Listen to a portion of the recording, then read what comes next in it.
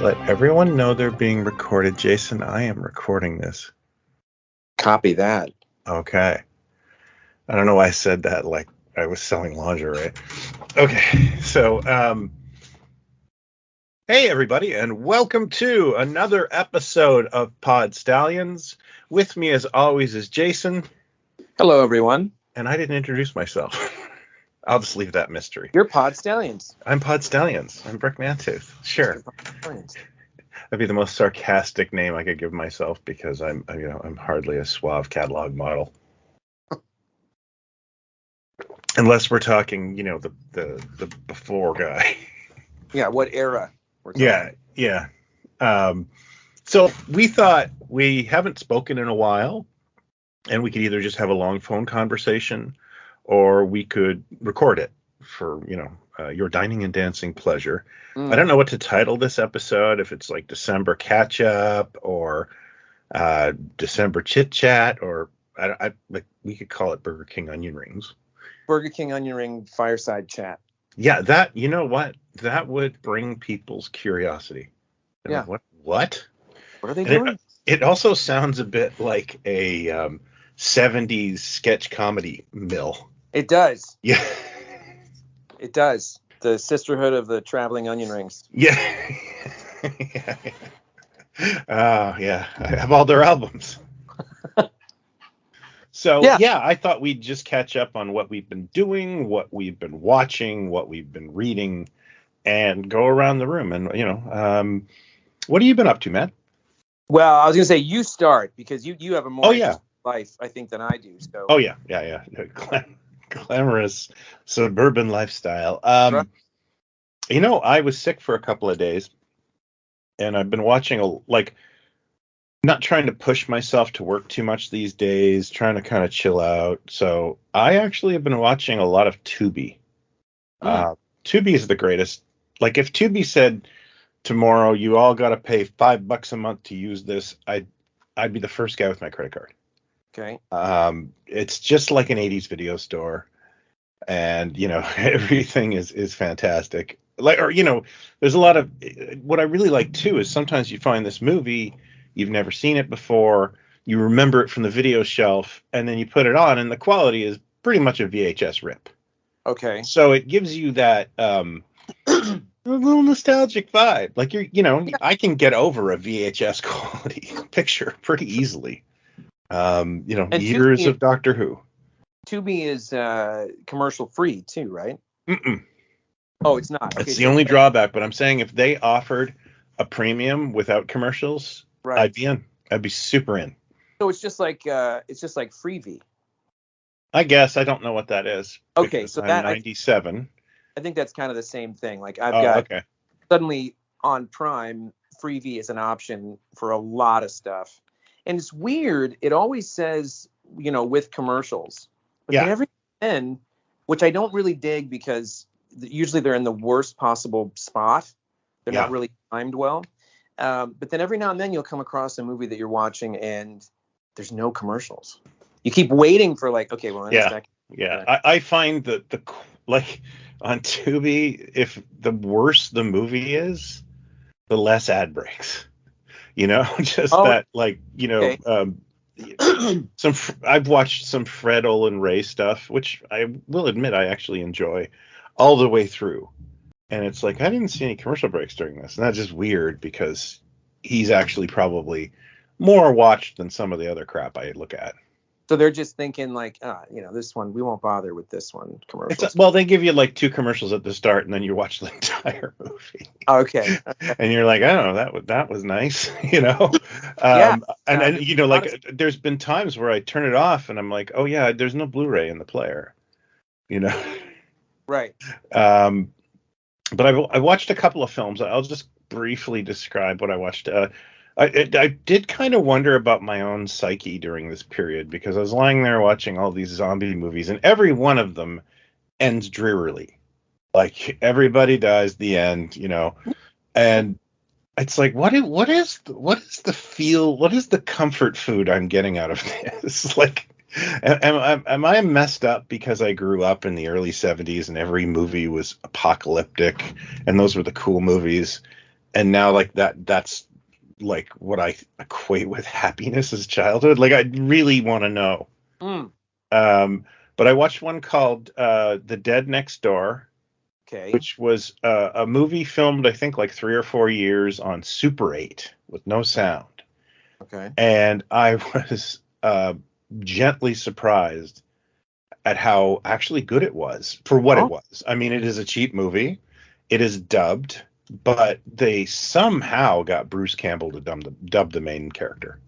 Okay. So you have this, homemade Romero zombie knockoff kind of thing with an actually good lead actor because of Campbell's inflection and tone and taking it seriously. And again, it was like a movie I watched that I'd go like, if this had, $100,000 more, it would look like Dawn of the Dead. So this is like 80s? Yeah, I think it was like late 80s. So it's wearing its influences on its sleeve. The Dead Next Door. Yeah, The Dead Next Door. And I remember that video box. And then the other movie I watched was a movie called Dead Pit. And Dead Pit was famous because remember that trend of having a VHS box that would talk or make sounds? Oh yeah. And I think there's 3 famous ones in my opinion, but maybe you know otherwise. There was one called Frankenhooker. I remember the movie. I don't remember the box though. The box would go, want a date? And I every time I went into a video store, I annoyed people with that. And then there was another one, and I think it's called like Demon Wind or something, and it had like a demon, and the cover was like I don't know, what is it, lenticular or something, but I can't remember. But then Dead Pit had a zombie on it, and you pressed the button, and his eyes lit up green, like and made a sound. And I did rent Frankenhooker and enjoyed, but I never rented Dead Pit. Like it just was always like, I wasn't into zombies that much at that age. Like it just kind of, and it looked bargain basement, and it, like a lot of these things, it actually had a decent budget, some really good actors, but it's somehow just, it doesn't, it's trying to be like another horror franchise, right? So they're trying to create this kind of, it's got that syndrome of like Freddy Krueger, or we've got to make, make a character that's scary and we can market. Back. Yeah. And they do this with this this evil doctor who's been experimenting on people, and then he magically comes back to life. And there's really, the thing that bothered me about it was just sort of like, how is this happening? Why is this happening? And it really never kind of satisfies you. And it's not actually that scary. And of course it ends on a real super downer. And, if I had rented it in 91 or whenever I saw the box for $3, it would have been okay. I don't think it's not a classic. I didn't miss something, but it was like, okay, curiosity satiated. So yeah, you finally got the shoe to drop after all. Yeah, and then there was a third one, and I can't remember the name of it, but I used to read about it in the Leonard Maltin guide all the time, and it was about like hippies growing weed, and then the government sprays like an experimental Agent Orange on the weed, but it turns the hippies into zombies. Oh God, I don't know. I have no idea what that is. Yeah, it's pretty low budget. It's in the South. I wish I could remember it. It's on Tubi, and it is a low quality rip. Like this is like, your grandpa taped it off TV, and your uncle made a copy, and right. But that kind of adds to it, and the film it's just one of those kind of like, how do I put this? There's a lot of walking around. There's a lot of meandering. There's a lot of, like that kind of, walking in the woods and encountering, and it's not a good movie. Apparently it made money. It was apparently I think it might be a video nasty, but I don't know why. Okay. So those are the ones that spring to mind that I've been watching, and it's like ordering trash. The horror vein, horror vein ish. Couple of things. One, I've recommended this movie before on the show, I think, but now it's up on Shudder. If anybody has Shudder, I do. It's called Pontypool. Oh yeah, that's what's his name? The director of Hardcore Logo, Bruce McDonald. It's Bruce McDonald, Hardcore Logo, who hasn't done much since. I don't know why, because I don't think he wrote this. I looked it up once, and I think it was like I think it's based on a book, isn't it? Yeah, it was a book, and he might have adapted it or something, but yeah, it's a one-off. It's just something you don't see, and it's got that wonderful. It's Canadian. It's got that wonderful Canadian actor Stephen McMatty. Oh yeah. I know who you're talking about. Who's just got that face that is just. He's got one of the best faces of all time. And he's a DJ out in the middle of nowhere. It's wintertime, and these reports start to come in of strange things happening. People reacting strangely to things, and it's no one is taking it seriously because it's just a blip, kind of. And it's like an infection. It is kind of like a zombie thing, but it's an infection. Isn't it through language? Through language. It's like a virus through a language, which actually I think is a really clever. Like, how do you stop that? Yeah, and it's got to do with certain words that get put together or get used in a certain way or get repeated, and it's pretty frightening.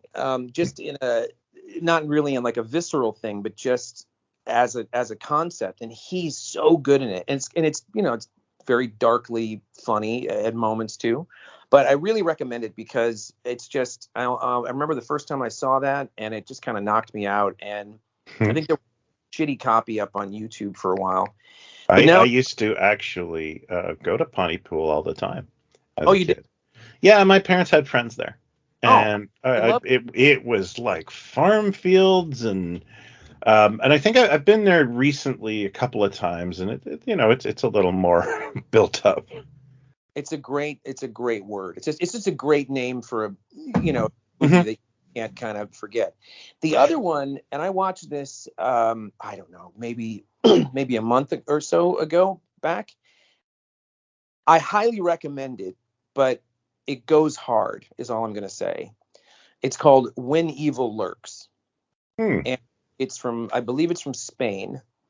And the guy had done one previous horror film called Frightened that is very scary, and that this guy's direction and his framing and the images sort of are there that you do not forget. He's done it in both of these movies now, and this basically it's in a village somewhere. It's kind of, the conceit is kind of like Barbie in a way that the great thing about the conceit in some movies is like we don't have to explain that she's walked into the real. No one's stopping and going, "Hey, what's a doll doing walking around?"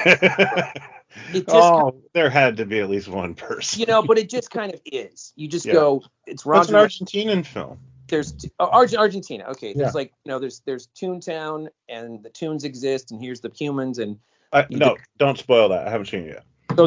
So this is where two brothers hear some shots at night and then go out into the woods to see what's going on. They find some stuff and eventually make their way over to this farm where a woman says her son has been possessed, and they're waiting for I forget what they call it, but like the exorcist to come and take care of it, and not to touch him until they whatever. But it gets out of control from there, and then basically evil itself is just kind of, piggybacking on everything they're doing. They're trying to get out of town. They're trying to get their loved ones. And I don't want to say too much more than that, because it's just like, man, I mean, it shook me up. Because there's stuff in it that's just a couple of scenes and a couple of images that just you do not shake. It does not take any prisoners, basically. That sounds good. I'll keep that in mind. Quick question: have you seen Godzilla -1? I have not. Neither have I. Dang, I was hoping. My daughter and I, like, since she was a little kid, I took her to Godzilla movies. We went to see Shin Godzilla. We went to see all the, and it's now a thing, And I really love that because when I was a kid, My grandmother was the Superman movies, and my dad was the Star Wars movies. Mm. And after Star Trek: The Motion Picture, no one was the Star Trek movies. Aw, come on. but it didn't matter, because by the time Star Trek 3, I could take the bus anywhere. But yeah, yeah, I hear good things, but I don't know if I'm gonna get out to the theater. I might. And now that I have all my jabs, Yeah, I'm just not. I mean, it's like I don't know. I saw Barbie, and I saw Oppenheimer and Indiana Jones, a few other things, but I just don't know if I need to rush out and see that necessarily. But who knows? Maybe I'll do it on Christmas. I did rush out with friends and see Danger Diabolic at the Review Cinema, and that was a lot of fun, because it was the Review Cinema is a place in Toronto, and right across the street is the Vinegar Syndrome store. And it basically, it's owned by the neighborhood. I still live in this neighborhood too. This really bothers me that they're cool now. Back then it was horrible. But they had a night, and I think it was basically like a designing the movie. So they talk about the era and the design for the film. And of course, Danger Diabolic was set in mid-century. So I got this amazing PowerPoint before the movie about the every design aesthetic, and it was just like, okay, and the influences and that sort of thing. So I cannot say enough about Review Cinemas. I know you're a fan too. Oh, yeah. And I did watch that West Beverly, or the New Beverly Cinema documentary. I haven't seen that. Which it's on Tubi. Oh, is it? Okay. Which will be most of the recommendations I make. Quick word from our sponsor, Tubi. Tubi. No, I haven't seen it yet. I saw a great one the other night. This is going to be really obscure, but did you ever hear of a character called Frank Sidebottom?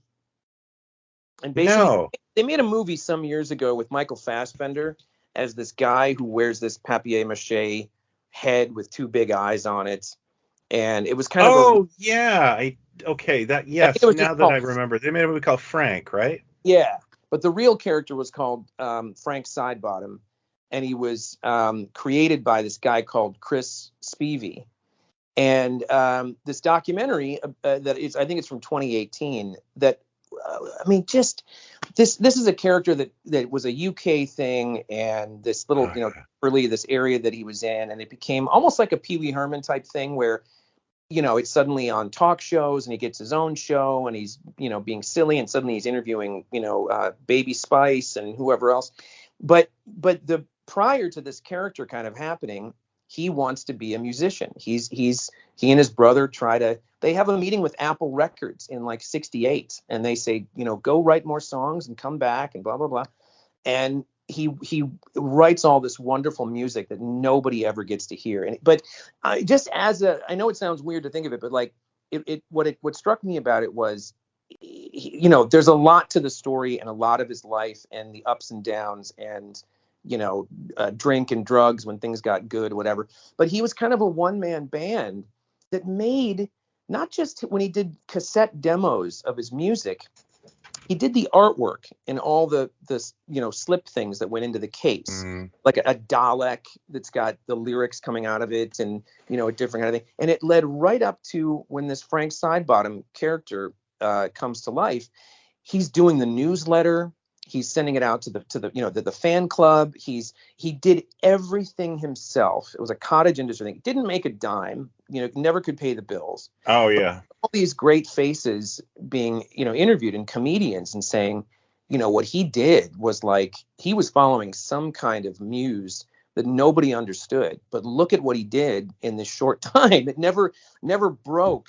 Why? But he clearly was one of these guys that just had a lot of talent. And he ended up working for an animation company that did Bob the Builder and stop motion stuff. Oh, that's cool. You know what? It's funny. This is so synergistic to what I was looking at. It's unbelievable. But he passed away, right?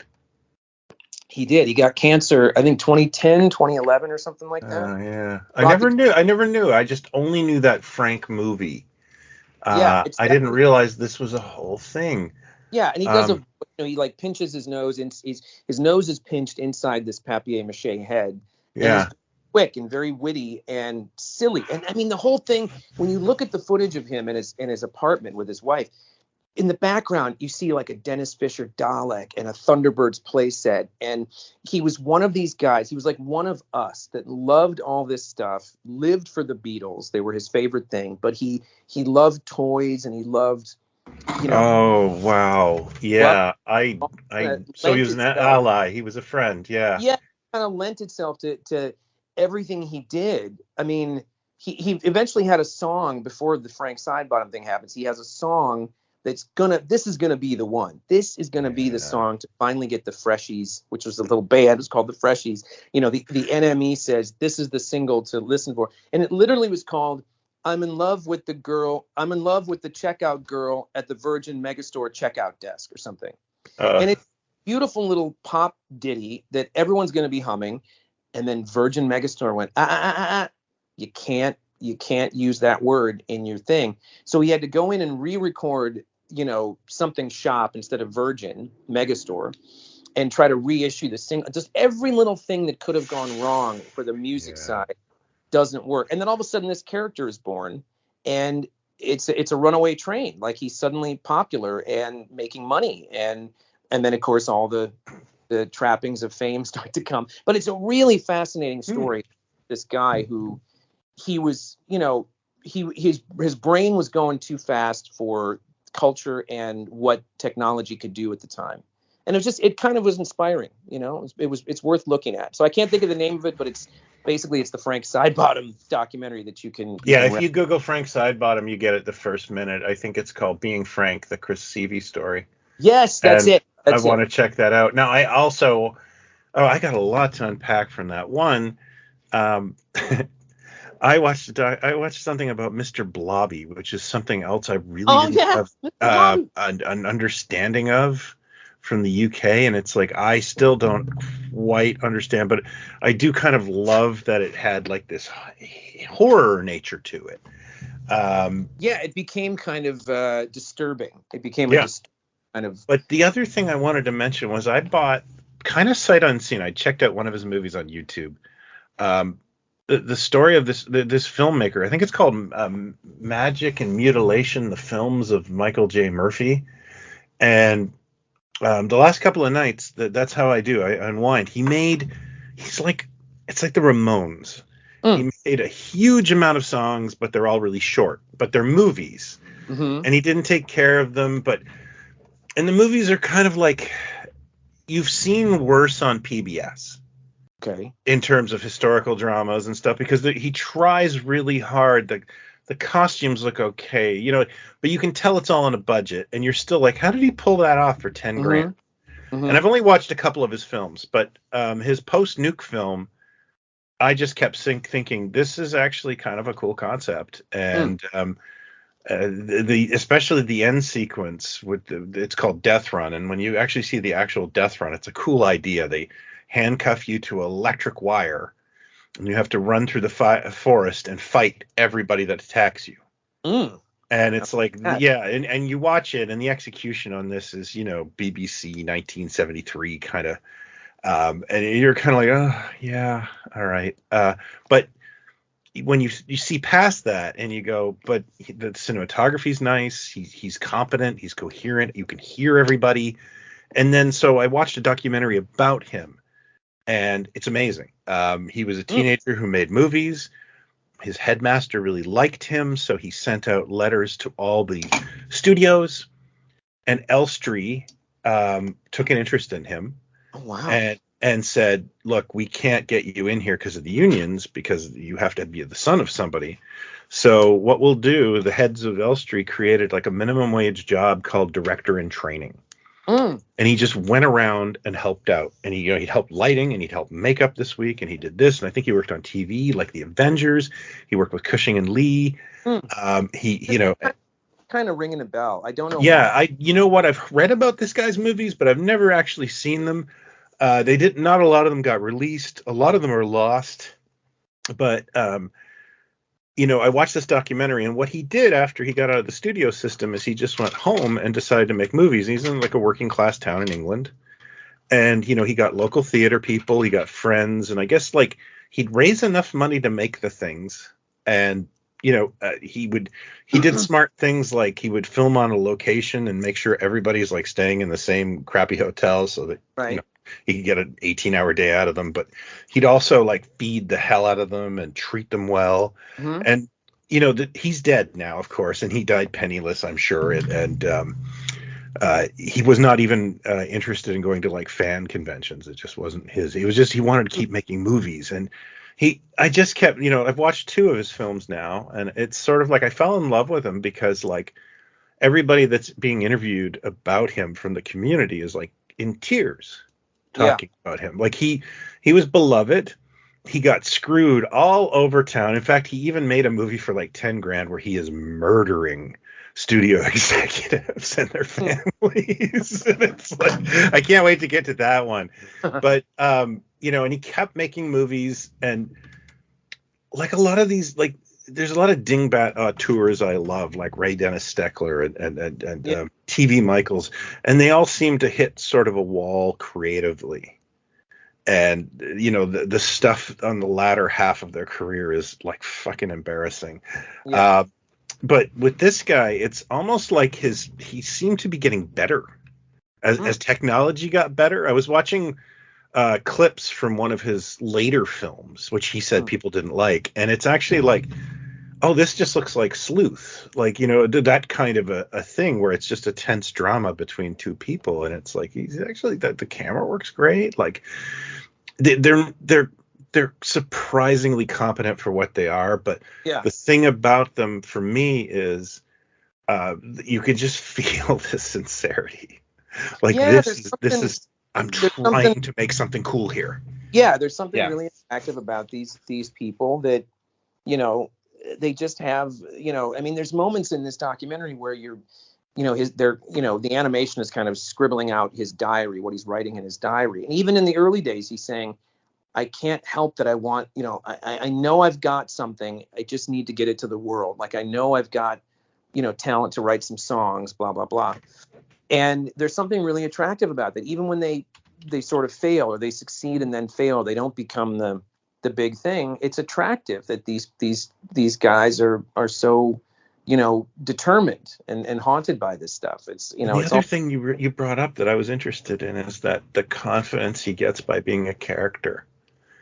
Well, that becomes a whole thing too, where they're, interviewing people saying, do you think it was him? Was it, I mean, there's one guy who has a theory that, look, I think now you might even diagnose him as like bipolar because, didn't want to be photographed without the head on. And then it's a burden, he talks to it. He does a thing on stage where he eventually made a ventriloquist dummy of Little Frank Sidebottom. So he's talking to a little dummy of himself, kind of. I mean, it's meta, and he clearly a very bright guy, but he wasn't a particularly balanced person with relationships and things like that. That's a little bit like magic. Speaking of more horror, I saw a great mid-sized to low-budget one called Suitable Flesh. That sounds Cronenbergian. Heather Graham. And, I've heard about this. Barbara Cranston from Lover. This is the oh my goodness, my brain's melting. Craft story. It's based on but it's what's his name? He passed away recently, but he made like Reanimator and it's dedicated to him, and it's got very much a Reanimator. Stuart Gordon, for God's sake. And it's on a Lovecraft short story. Makes sense. I assume Jeffrey Combs is in it. No, he's not in it. But what's his name? Who I love. He's always good and everything. I can't think of his name now. He was in Ben. The guy. He's in Ben or Willard or Ben or whatever. And he was in the first X-Men as the Senator. Bruce. Bruce Davison. In it. Yeah, Willard and but he's kind of it's kinky and it's Bruce Davison's still around? Oh yeah, yeah. I hadn't thought of him since good. like Seinfeld. By the time you get to the end, it just sort of goes nuts. But it was Yeah. very. Yeah. No, I'm doing that. I want to see that. I just found out about it. Where is it? On Shudder? No, In a month. You got to rent it. It's on Vudu. Okay. Shudder comes out on January 26, 2024, and that's when I'll watch it. It's funny, my wife just this week said, "Whatever happened to Heather Graham?" And it's like, yeah, I love Heather Graham. I got to tell you, it's good to see her again. She looks amazing in this. Oh, she was, yeah. And she's great. I have seen pictures of her, and she looks great. She's, it's really a two-hander with two female characters. By the time you get, halfway through it, you realize, oh, that they're the, this is the dance here, these two, and it's just great. I really like Barbara Crampton too. She's always brought something to a movie. Yeah. And I don't mean that she's hot, but she's actually she brings a presence. I don't know how to explain it other than that. But there's times where she's in a film, like she just makes a little appearance in Space Truckers, which is a weird Dennis Hopper sci-fi movie that was made in Ireland. I know. I think that actually might be a Stuart Gordon production. Probably. But she's in that. Now I'm positive it's a Stuart Gordon film, and it's a weird Stuart Gordon film. If his name's on something, I'll check it out. I absolutely adore his work. He's really had this sort of renaissance the last, I'd say, 5 or 6, 7 years, where she showed up in You're Next, and she just started showing up in more like the next generation of filmmakers of a certain budget started grabbing her and putting her in stuff, and good for them. She's got it kind of cornered for her, for what she does. Like, you put her name and face on it, and people get interested, in the horror thing, because she's a legend. But it's definitely worth checking out. I recommend it. I finally saw Mission Impossible Part 1 of 2 of whatever it was called. I can't think of what it's called. The latest Mission Impossible, shall we say? And I really Ghost Protocol. Ghost Protocol? Is it Ghost Protocol?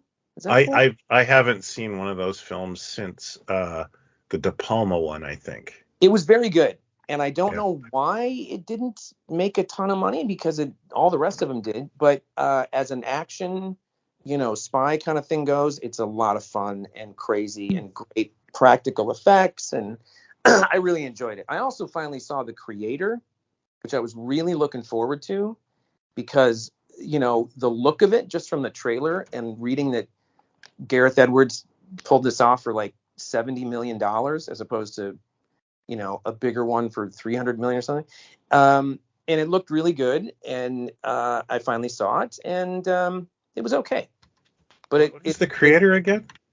It's like the future again, and machines have kind of been done good for us, but then there's a big explosion, and now all the robots need to be rounded up, and blah blah blah blah blah. Oh. Denzel's son is in it, and what's his name? Ken Watanabe, who I love, is in it. But it looks amazing. Like, it's got a really really great design to it, but it just did not do it for me, unfortunately. Yeah. I did actually do something really strange last week. I watched two movies. One was, I tried to watch Treasure of the Four Crowns in 3D. Isn't this like the third time we've talked about Treasure of the Four Crowns? You really like it, don't you? No, it left an impact on my as a kid, and I tried to watch it in 3D, which was making my eyes water. And then and my wife was like, I'm out. But then I started thinking about the original movie they made. The Treasure of the Four Crowns was like the second film that group made. The first one was called Comin' At Ya. Oh, I remember. And I never saw it Coming At You. I really wanted to, and I remember the commercials for it didn't show you 1 minute of the film, because it would say they just had people outside the theater saying how amazing it was, and I think it did make a lot of money. So I wanted to check that out. And God, they're just like, it's funny. I started watching the thing, and first of all, like the guy who stars and writes and directs it, his name is Tony Anthony. Yeah. Which is like, hey, I've got a really Italian name, so I want to Americanize it, but I want everyone to know I'm really Italian. Yeah. And his middle name is Boombots. I thought it was Antonio. Tony Antonio. And he kind of reminds me, like, he's kind of got that same vibe that the hero, like that guy Turkish Star Wars, the star of that movie, that Turkish hero, like, he's kind of like middle-aged, but he's trying to play 25, and he's pretty athletic. But anyway, the movie's like a spaghetti Western. And when it starts, I was actually impressed by the cinematography of the opening scene that shows the wrongs that he suffered. Like his family's killed, and they did good. They did wonderful. They used like good lighting and good angles. Like the angles were, like to make the guys look imposing. It's like the camera was on the floor, and then I realized, oh, they probably just stole this from a better movie. Like I shouldn't admire it because it's probably like shot for shot from something else. But the thing that was better for me on that was watching it in 2D, because it's, in my head, it's a ridiculous comedy now, and whenever anything goes towards the camera, I can't unhear like Dr. Tongue's doo-doo-doo-doo. So there's kind of like this sweet spot for me. But that movie just never lets its story. It's like they have to remind you it's a 3D movie every 30 seconds. Yeah. It would be like watching a musical, but everyone's always doing jazz hands, like it would be distracting. I came across Treasure of the Four Crowns, I want to say, I don't know, maybe 6 months ago or more, somewhere. I don't know where I found it online. And I just thought, okay, I'll have it on the background. I'll dip in every now and then. Yeah, it's really hard to watch. There's a sequence either in a house or on a boat or something where this device, whatever this device is, that's like magnetizing stuff, and basically just like, hey, everybody grab a screwdriver and a hammer and nail whatever you can and just keep throwing it at the camera. So we'll make it look like this thing. And that sequence went on, I swear to God, for 17 minutes. Oh, yeah. It really is almost the 3D. A very long amusement park film. I couldn't. I just couldn't. Yeah, it's not great, but I just coming at you like they made a huge deal of. I mean, that one really, really hit at the moment that 3D was. Yeah, it was actually the one that sort of kicked off the fad, I think. Yeah. And then when it made money, the studios all went Jaws 3D, and thank God they did. Amityville 3D. Yeah, I have never seen that one. I saw it in the theater. I somehow I went and saw it in the theater, and there's one effect that I remember where somebody's driving a car and and the pipe goes through the thing, and the pipe goes through the thing, and that was the only 3D thing I remember from that movie. Yeah, that's probably the best scene in the movie. I watched Amityville 2 scrambled through pay channel once. Sure. It was like an old timey radio play. Wasn't a lot to watch back then. No, it was it was there. But what was I going to say? The thing that ended it for me was they were changing a baby. Like I'd seen everything in the camera. And as you do. And then like, we've got the baby's anus. And it's like, I was like, I'm tapping out. I'm done. That's it. Good. I'm good. Yeah. I'm watching this in 2D, guys, and the novelty has completely worn off. Yeah. It it was amusing to see some of because I don't think I'd never seen Four Crowns. I just knew that it was just that string of Indiana Jones style things that came out after Raiders. Yeah. I remember the video box really well because it was just next to Raiders Yeah. usually. Yeah. Should we talk? talk? Is that out? Well, would you like his ugly cousin? Yeah. I guess we should talk about Doctor Who since we watched. What? I'm going to go into great detail, but no, I think we could probably go over that. What you've watched all 3 specials? I have watched 3 specials. Yes. And what is your overall feeling? How do you feel? Well, I just feel like I'm trying to think of what it reminds me of like sort of, I don't know. I mean, maybe the Bond thing is I'm not going to go into detail in case people haven't seen the 4 Craig Bond movies: Casino Royale, Quantum of Solace, 5. You made 5 movies in like 19. Yeah, I haven't seen the last one. Well, then I won't give anything away, but it's pretty basic. When you're, Bond is what he is, but he's obviously not the same thing that he was in the early 60s. And evolved. You have to, but you can't suddenly have, in the 10th movie, Bond can suddenly, bend metal with his mind or walk through walls or something because, and they were very good at different times in the series to know when they had taken something too far or it had gone too far beyond what the essence of the character was, or kind of what you're relying too much on spaceships and gadgets. And they always kind of would bring it back down to earth. They did it over and over again. And then the Craig ones, to me, it just got further and further away from the character. And there's not much to the character. It's pretty 2-dimensional and the basics are kind of there. And so when they, as his got weaker, I just kind of went, again, the Mission Impossible movies are better Bond films than most of what Daniel Craig was given to do. They know how to make a better Bond film than what they sort of gave him. And so I'm trying to apply this to Doctor Who and how it is a show that always reinvents itself. Mm-hmm. Beauty of it, a new actor comes in, a new showrunner, and goes in a different direction. Again, all of that is that's separate from the writing itself, and I feel like it's just gone to a place, the previous showrunner and now what he's just done, where I won't even get into the stuff that's cringy. Just the writing itself, I find I don't even recognize the show from 2010, let's say, and that wasn't always a winner. There were plenty of, because I've been dipping. Oh yeah, there's lots of clunkers every year. I've been dipping into a lot of the older shows. Oh, me too. Yeah.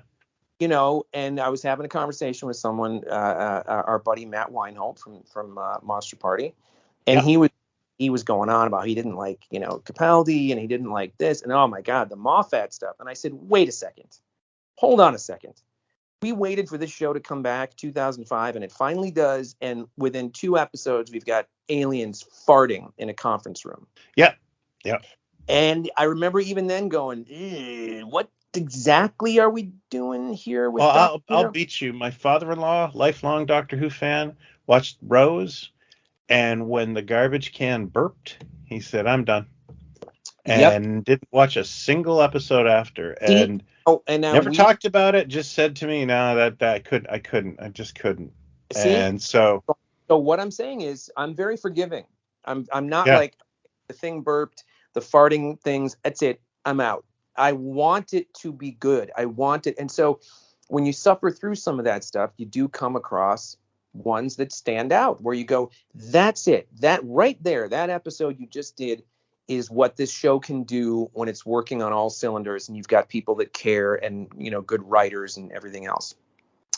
And I think it's just, and if it's going the way of the fantasy show, where it's less about a Time Lord that travels through space and time and, stands up for injustice and yada, yada, yada. If it's going in a different direction, I'm still probably going to have to watch it, but it's not what to me made the character so special before. And I don't think it's being served. Like, I think Ncuti Gatwa is wonderful. I have no doubt he's going to be great. Real nice energy about that young man.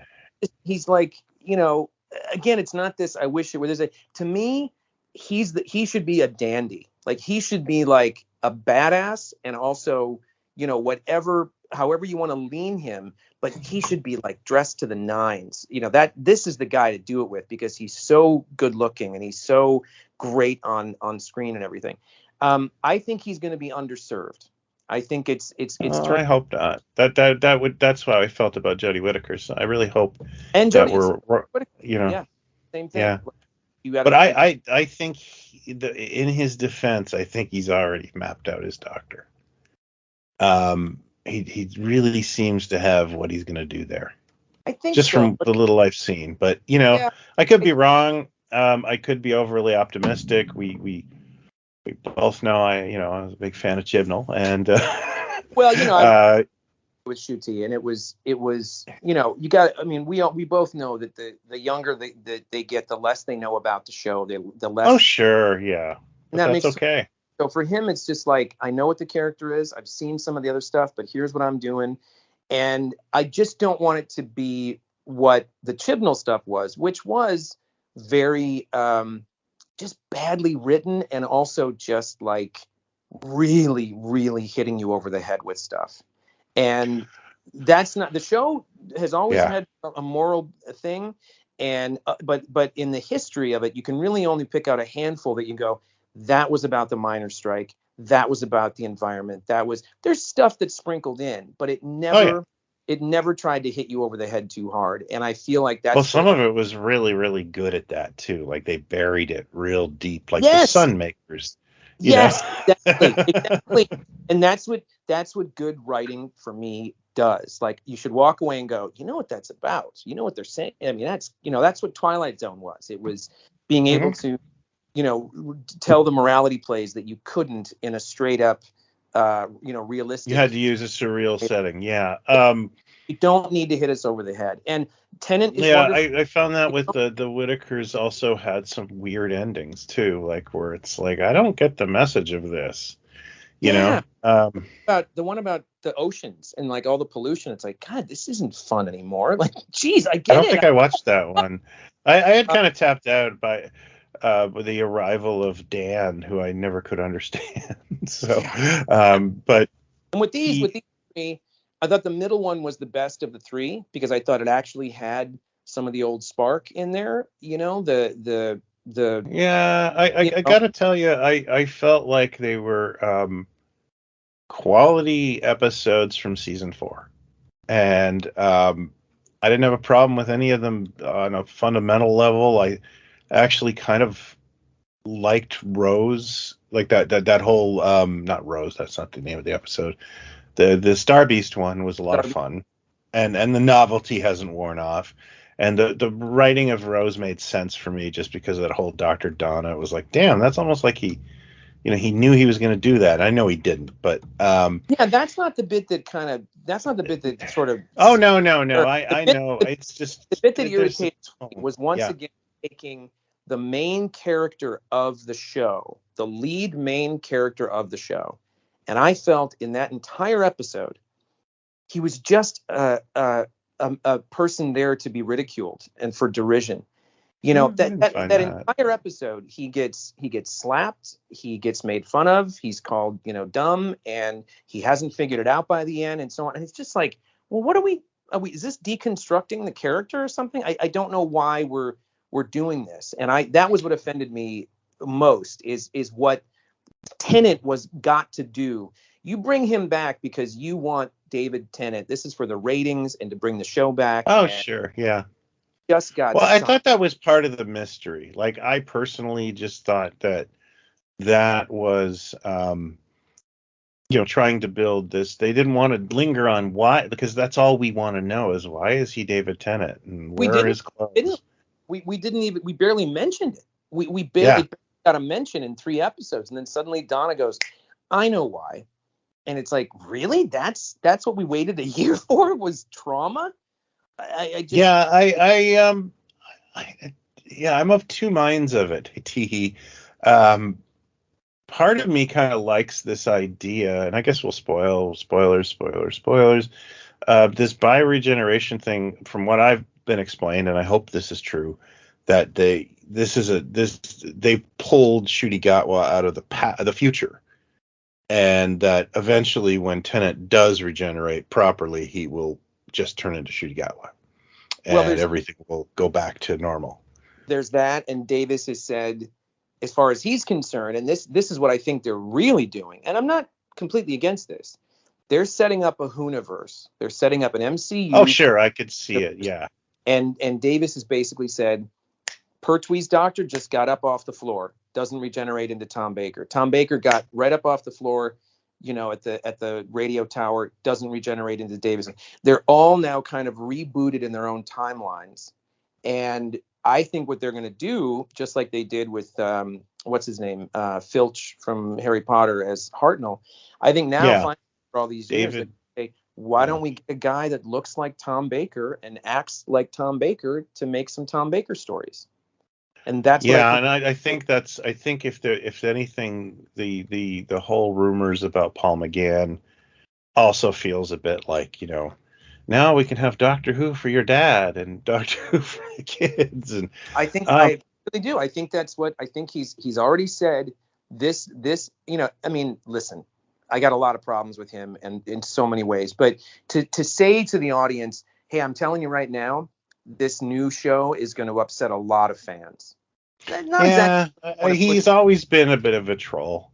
But basically said that this is more of a fantasy show, whatever that means. Unless I don't like that word either, because I think that he's always been a little loose with the whole how do I put this? The whole writing. He's an easy button writer sometimes.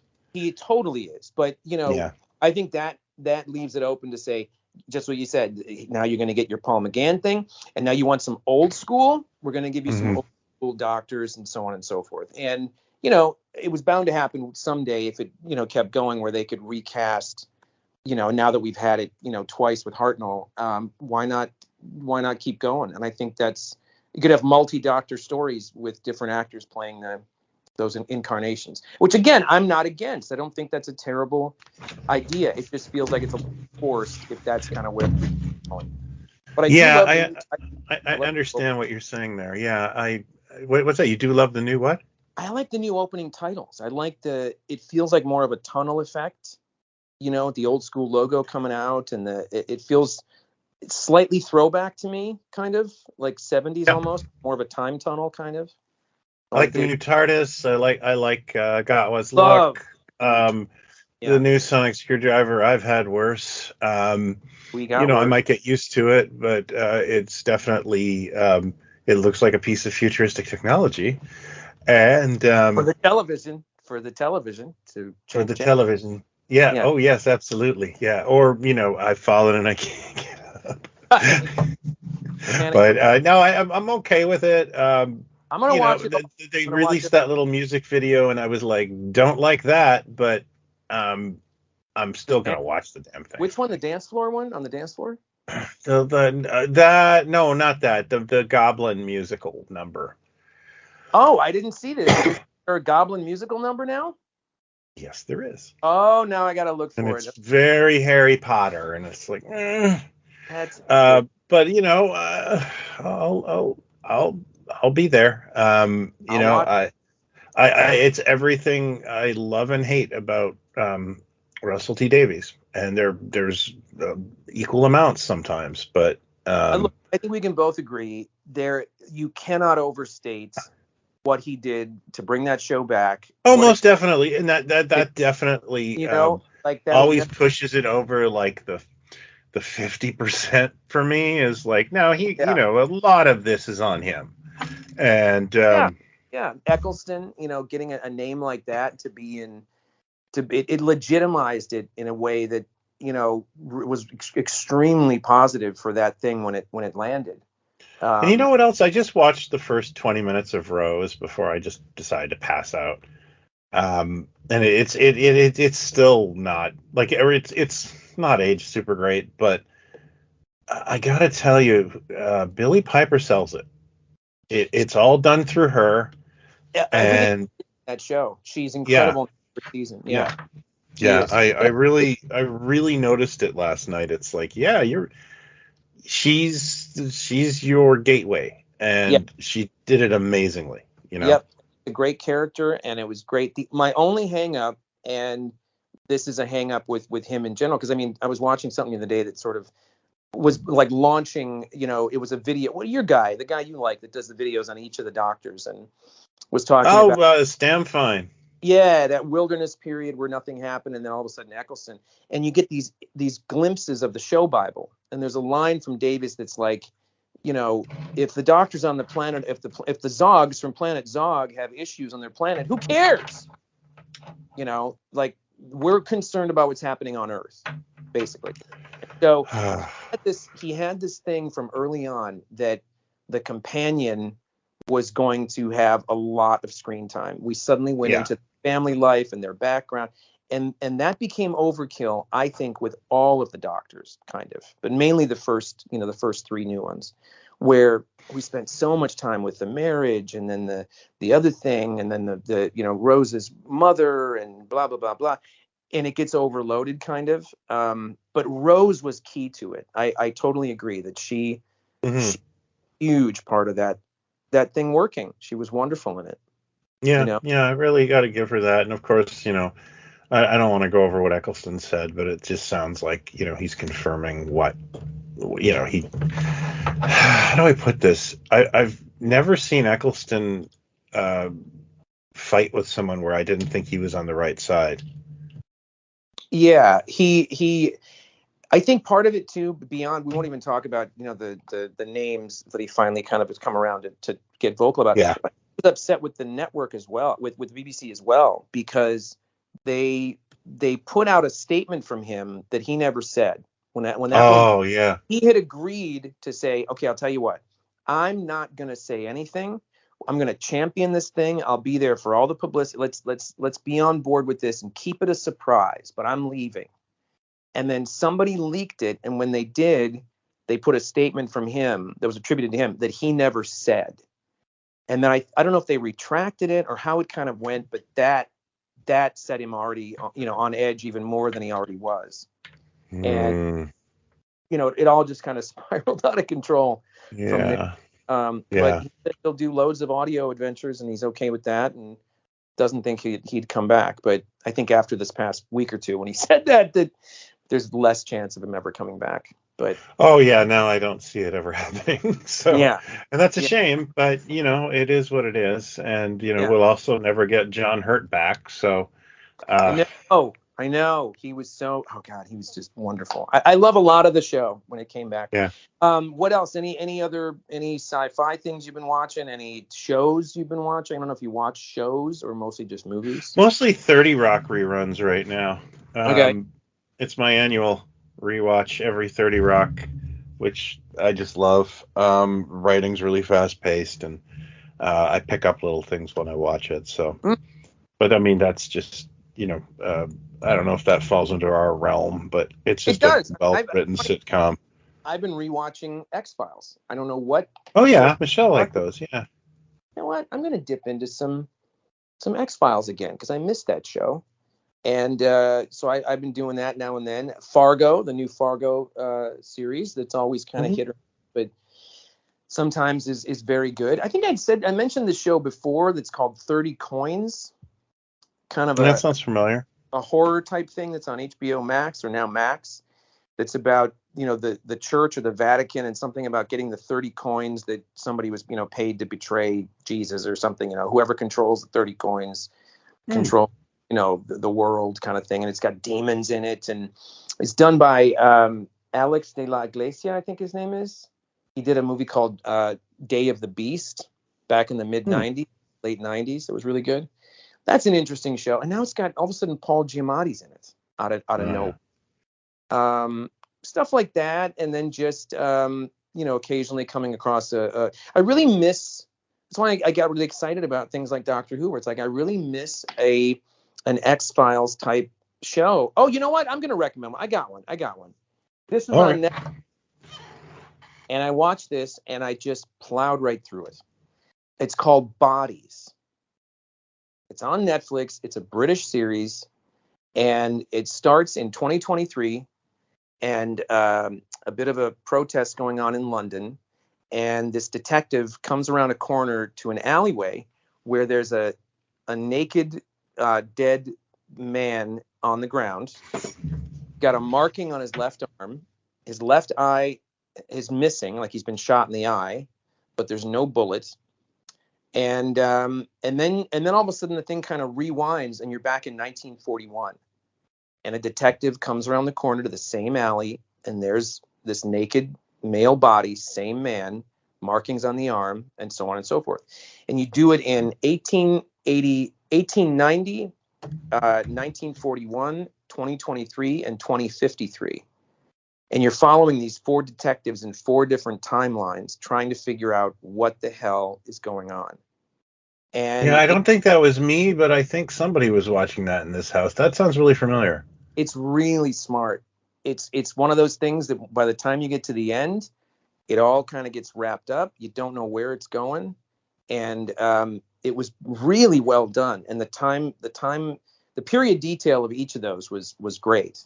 But it's dumper as a pitch. You just go, I have no idea what that's about. Yeah. Well, it's an original idea. Oh my gosh. Yeah, exactly. And I just ate it up. It was great. Well, that's fantastic. Have you picked up anything lately? I picked up a couple of Criterions. Oh yeah. When they had the sale, a Kubrick, The Killing, the Kubrick film. It's like a double disc. It's got another film of his in there, and Double Indemnity, because that's one of my favorite film noirs. And just a couple, like some Region 2 stuff here and there that I just jumped on.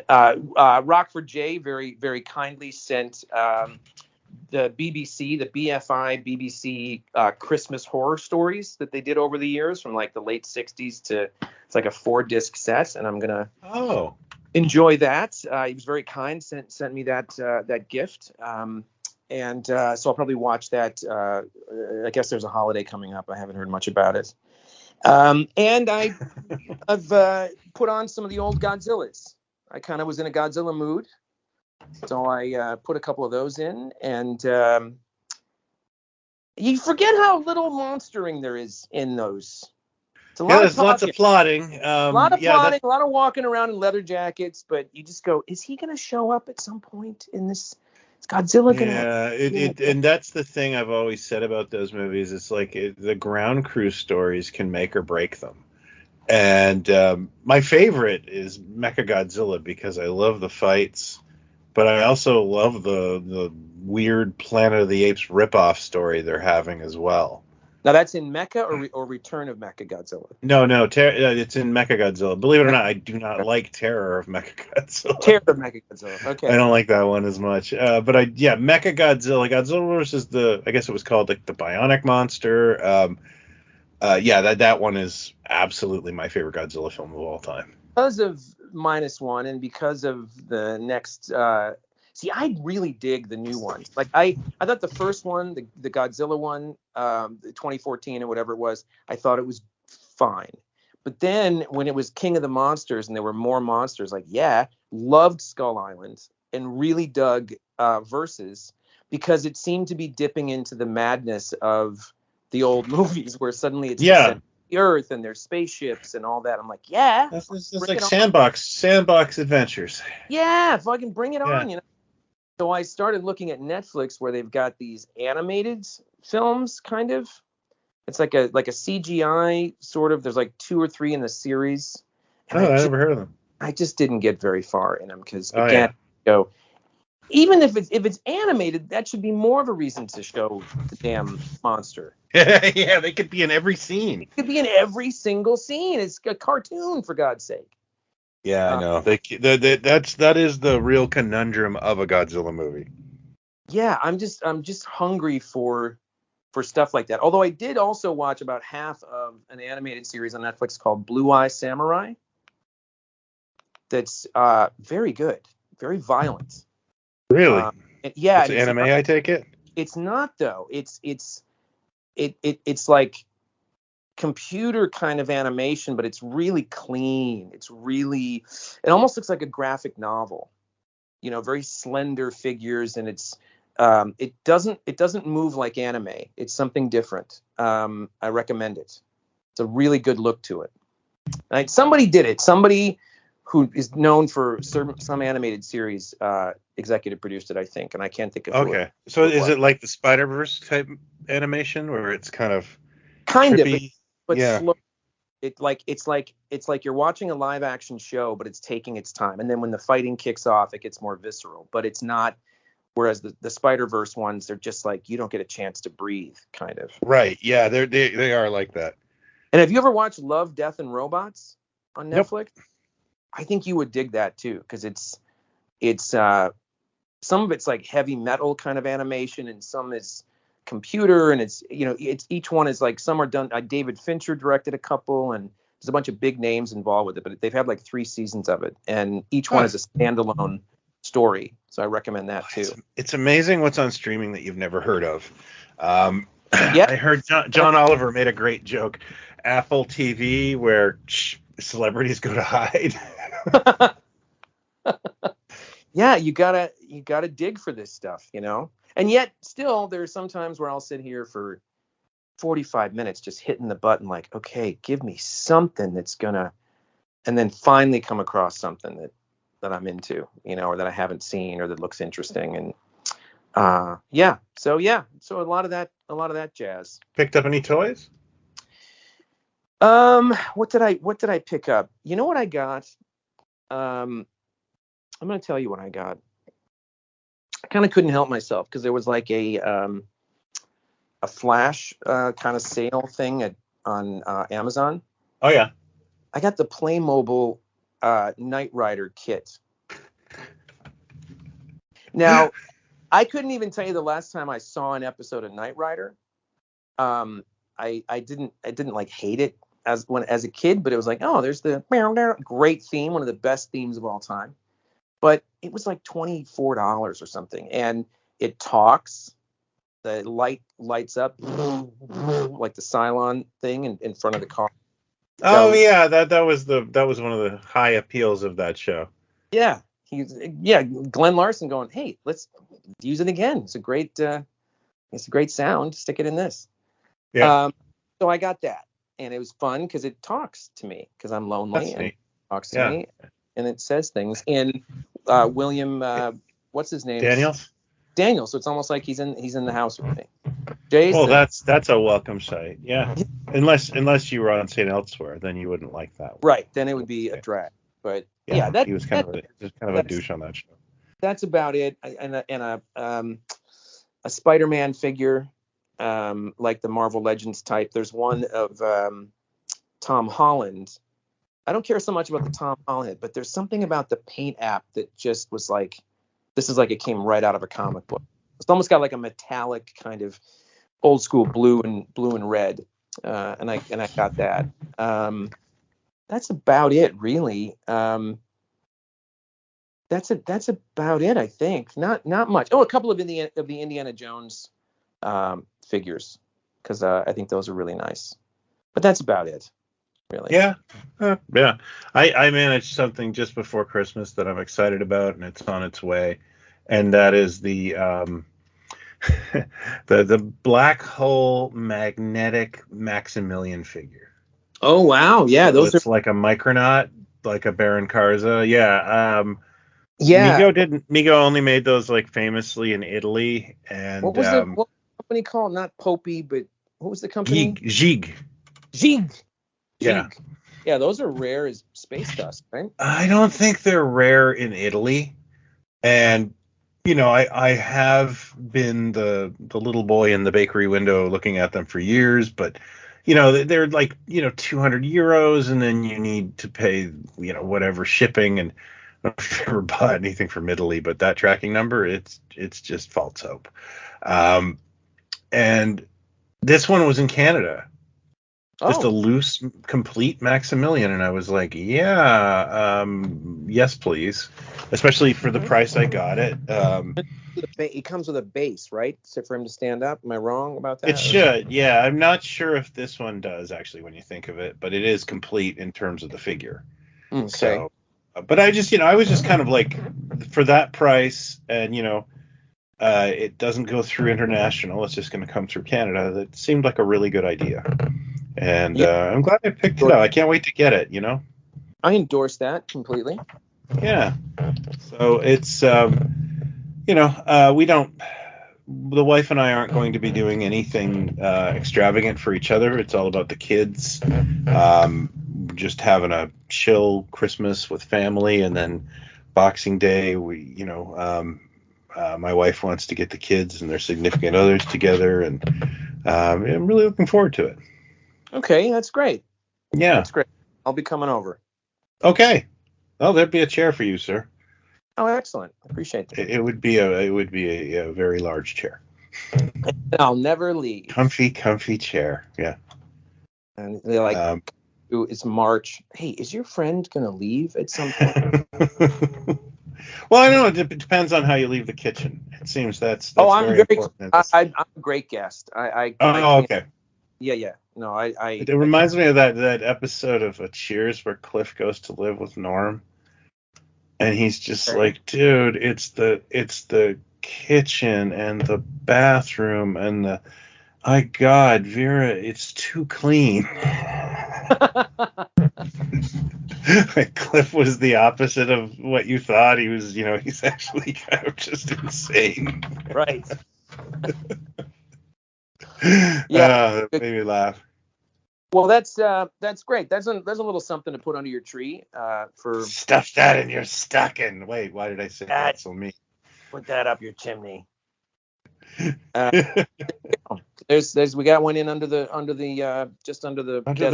radar. Yeah, we shoved it under the door after close. Dear Santa. Yeah. I think we could probably get together soon for our best of. That's one of our better episodes. But I just want to say thanks to everybody for supporting us. We just got a great report from Spotify that we grew by 70% this year, which is crazy and fun. And thanks for putting the word out. Thanks for joining the Pod Stallions group. So now it's just been wonderful. 22 listeners now because of that? I think we're up to 27, and 27? I no longer count my aunt. Oh, that's great. Okay. Or my sister. Yeah.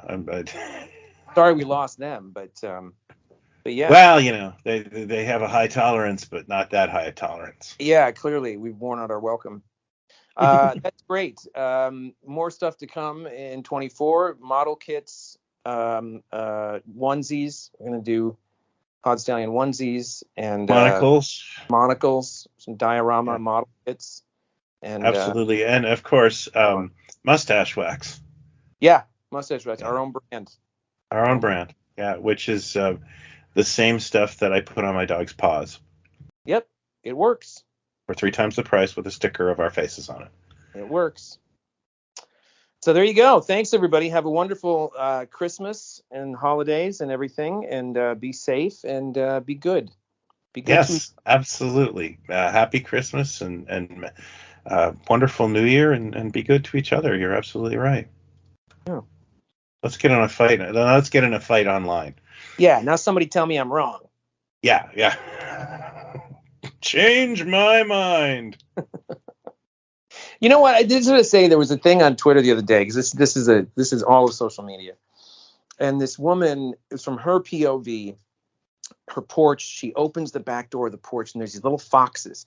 It's in the UK, and there's these little urban foxes. There's like 10 of them, and they're all on the steps, and they're just staring at her.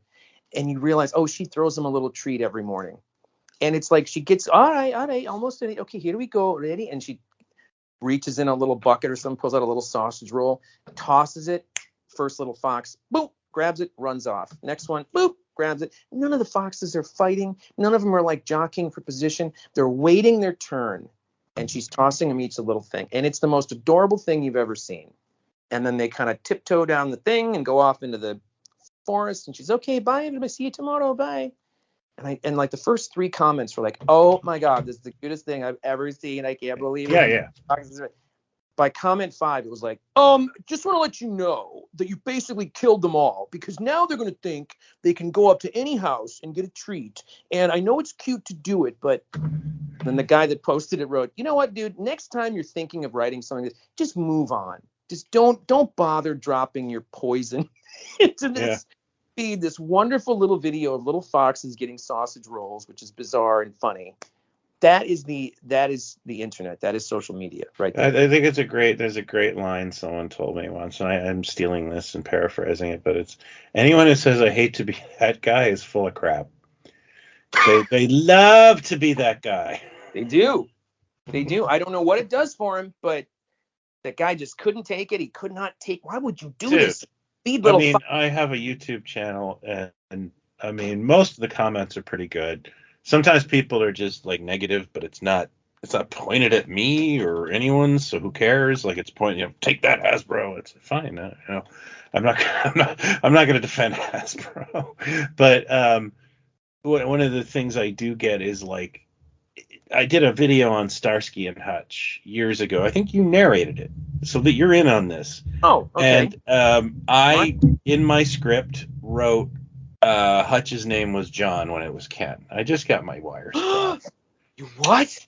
I have deleted comments that are like, okay, slow down. Like, his name was Ken, you big moron. What did you fucking do or anything? And it's like, Jesus, Murphy, what bad day did you have? What's wrong with you? Like, you would do this, you know? It really is, like, it gets to the point where you're like, I can't even relate to the vitriol in this, you know? I don't know who it's for. I don't know what it's for. I mean, do you think that someone's going to see the thing and go, yeah, nice job, Johnny 2468 or whatever your name is, Like, oh yeah, by the way, thanks for reminding us about the not feeding the fox. Like, just I don't know who it's for or why the need, but it's like for them. It's for them. It's a compulsion. It's like a compulsion that they just can't. I mean, that little goblin lives in me too. And I have to stop myself after time.